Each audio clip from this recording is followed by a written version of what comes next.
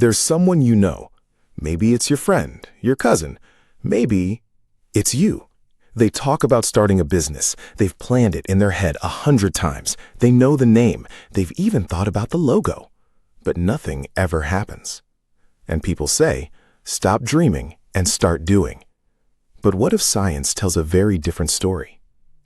Every time you imagine a future version of yourself, your brain is not idle. It lights up like a city at night.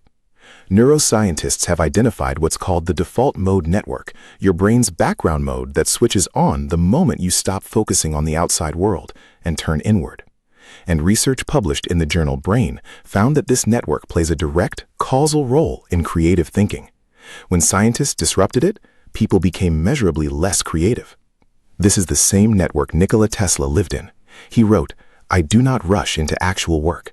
When I get an idea, I start at once building it up in my imagination."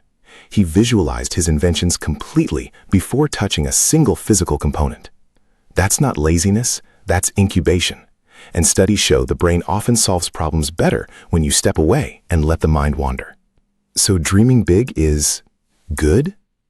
Not so fast.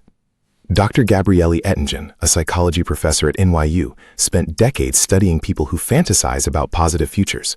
Her finding was shocking. Pure positive daydreaming actually reduces your motivation to act. Here's why. When you vividly imagine success, your brain anticipates you've already achieved it. The emotional reward is delivered before any work is done. Dopamine flows, you feel satisfied, and the drive to actually move disappears. It feels like progress. It isn't. She calls it indulging, and people who do it consistently invest less effort and achieve less than those who don't. So dreaming big without anything else is a trap, a very comfortable, very convincing trap. And why don't people break out of it? One word: fear.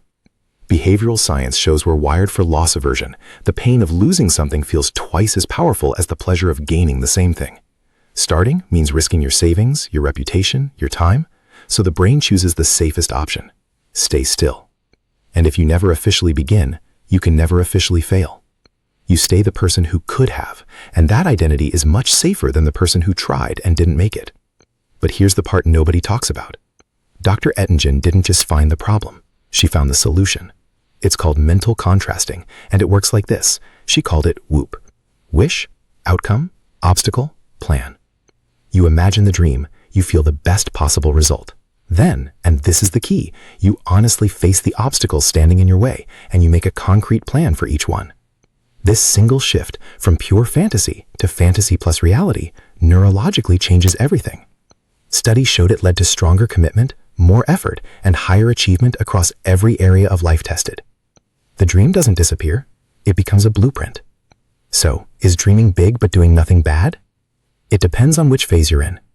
If you're incubating, your brain is doing real creative work underground. Tesla was here. Einstein was here.